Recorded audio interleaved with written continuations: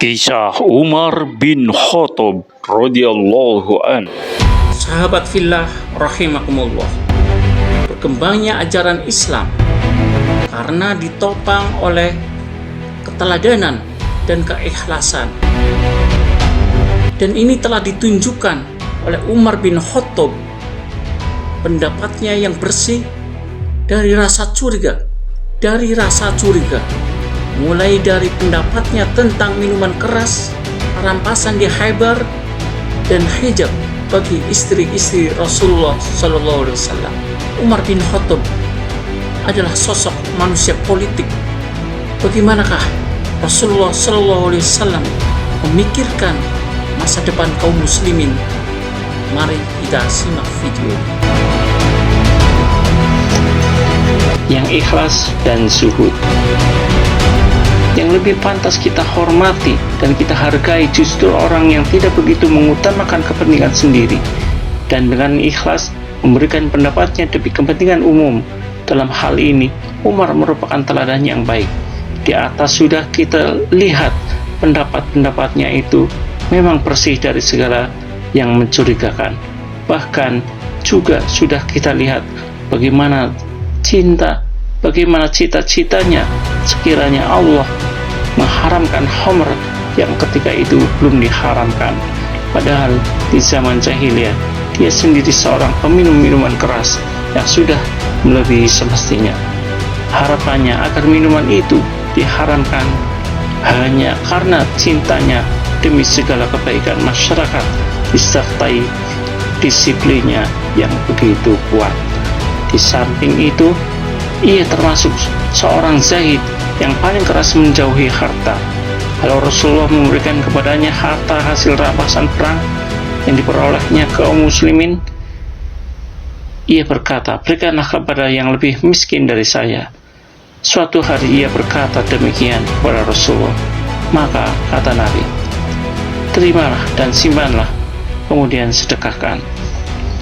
Bahkan begitu kuat zuhudnya ketika ia mendapatkan bagian tanah di Khaybar dan menemuinya Nabi Sallallahu Alaihi Wasallam, maka katanya, "Saya mendapat bagian tanah di Khaybar yang sebenarnya belum pernah saya mendapat harta begitu berharga. Tetapi apa yang harus saya perbuat dengan itu? Kalau Anda mau pokoknya wakafkan dan sedekahkan dengan itu." Maka dengan itu oleh Umar disedekahkan kepada fakir miskin, kaum kerabat, membebaskan hamba sahayanya, fisabilillah dan tamu. Boleh juga orang yang mengurusnya ikut menikmati dengan sepantasnya atau memberikan kepada teman yang tidak ikut memilikinya. Dan dia berkata, yang tak boleh dijual, dihibahkan atau diwariskan pokoknya. Inilah yang pertama kali sedekah dilakukan dalam Islam. Dan inilah pokok yang pertama yang menjadi sistem wakaf di kalangan muslimin dimanapun mereka berada.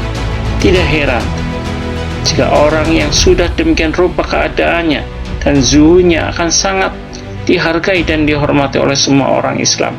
Lepas dari wataknya yang begitu keras dan tegar, ia juga sangat dicintai dan dihargai Rasulullah, sehingga ia memanggilnya dengan saudaraku. Pernah Umar meminta izin kepadanya akan melaksanakan umrah. Nabi mengizinkannya dengan mengatakan, "Saudaraku, jangan lupakan kami dalam doa Anda." Setiap Umar ingat akan kata-kata ini, ia berkata, "Sejak terbit matahari, kata saudaraku, inilah yang saya senangi." Allah melimpahkan kebenaran di lidah dan di hati Umar.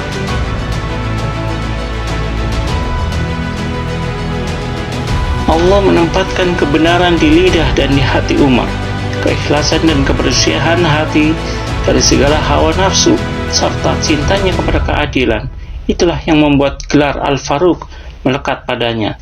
Belum terdapat kata sepakat siapa yang menamakan Umar Al-Faruq. Ketika ditanya mengenai hal ini, menurut sumber dari Aisyah, ketika ditanya ia berkata, Nabi alaihissalam, disebutkan bahwa Rasulullah SAW berkata, Allah menempatkan kebenaran di lidah dan di hati Umar. Dialah Al-Faruq, pemisah yang memisahkan antara hak dan yang batil. Dalam At-Tabaqat, Ibnu As-Sa'ad mengutip sebuah ungkapan.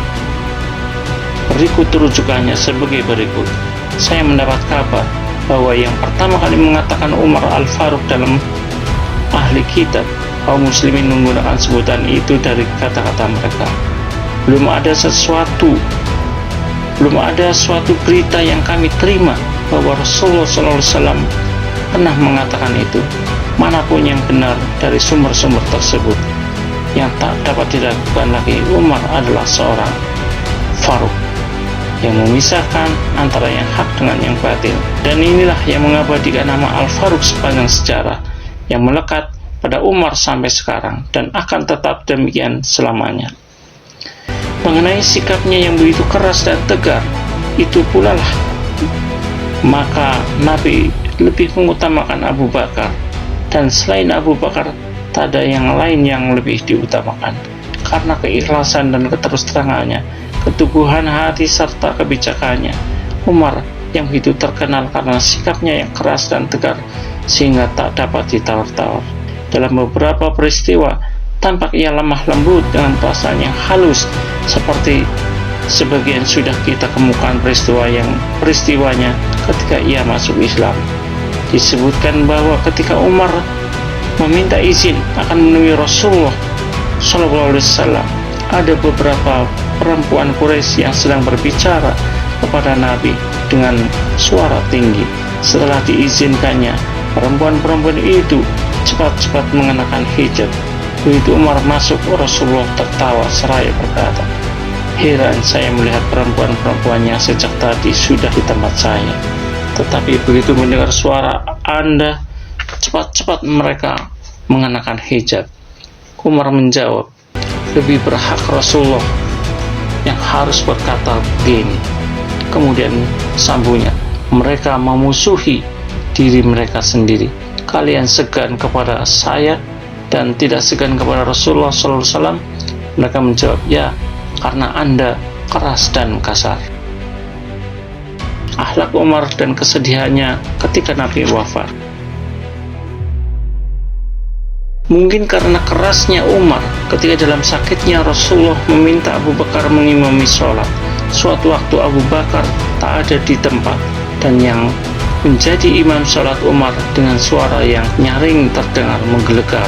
Maka Rasulullah bertanya, "Mana Abu Bakar?" Allah dan kaum muslimin tidak menghendaki yang demikian. Melihat wataknya yang keras dan tegar, ada kalanya kita heran ketika ada berita Rasulullah tenang wafat. Melihat Umar kebingungan menghadapi kenyataan, ia menolak setiap usaha orang yang hendak meyakinkannya mengenai kenyataan pahit itu. Ia berdiri di depan orang-orang banyak sambil berkata, "Ada orang dari kaum munafik yang mengira bahwa Rasulullah SAW wafat. Tetapi demi Allah, sebenarnya dia tidak meninggal, melainkan ia pergi kepada Tuhan, seperti Musa bin Imran.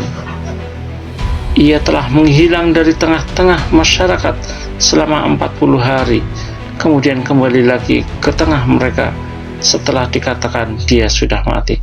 Sungguh, Rasulullah pasti akan kembali seperti Musa." Orang yang menduga bahwa dia telah meninggal, tangan dan kakinya harus dipotong. Setelah Abu Bakar datang dan sesudah melihat Rasulullah, ia pun yakin bahwa Rasulullah memang sudah tiada. Abu Bakar mendatanginya orang-orang yang sedang berkerumun itu lalu berkata, "Barang siapa yang mau menyembah Muhammad, Muhammad sudah meninggal. Tetapi barang siapa yang menyembah Allah, Allah hidup selamanya, tak pernah mati." Kemudian ia membacakan firman Allah, "Muhammad hanyalah seorang Rasul. Sebelumnya pun telah berlalu Rasul-Rasul. Apabila dia mati atau terbunuh, kamu akan berbalik ke belakang. Barang siapa yang berbalik ke belakang sama sekali tak akan merugikan Allah, tetapi Allah akan memberikan pahala kepada orang-orang yang bersyukur." Quran Surat 3 ayat 144. Setelah Abu Bakar membacakan ayat itu, Umar jatuh tersungkur ke tanah. Kedua kakinya sudah tak dapat menahan lagi. setelah ia yakin bahwa Rasulullah memang sudah wafat, seolah ia tak pernah mendengar ayat itu sebelumnya. Saat itu, mana watak yang keras dan tegar itu, bahkan mana pula ketidaksabarannya dan yang selalu gelisah dibandingkan dengan ketabahan Abu Bakar yang begitu lembut hati, cepat keluar air mata. Teman dekat dan pilihan Rasulullah itu, mana pula tempat Umar dibandingkan dengan ketabahan Abu Bakar. Tetapi tak lama setelah kembali sadar, Umar kembali pula sebagai manusia politik. Kembali ia memikirkan masa depan kaum muslimin sesudah peristiwa yang sungguh memilukan hati itu. Besar sekali dampak pemikiran dan tindakannya dalam menghadapi situasi kritis semacam ini, sehingga ia dapat menangkis setiap permusuhan terhadap Islam dan sekaligus membuka jalan untuk penyebarannya di barat dan di timur. Setelah kita mendengar langsung bagaimana keikutsertaan dalam memikirkan masa depan Islam dan umatnya, kita sadar bahwa kita memang butuh orang-orang yang demikian, lebih-lebih di masa yang akan datang. Dari saya cukup sekian. Jangan lupa subscribe, like, and comment. Terima kasih atas kebersamaannya. Assalamualaikum warahmatullahi wabarakatuh.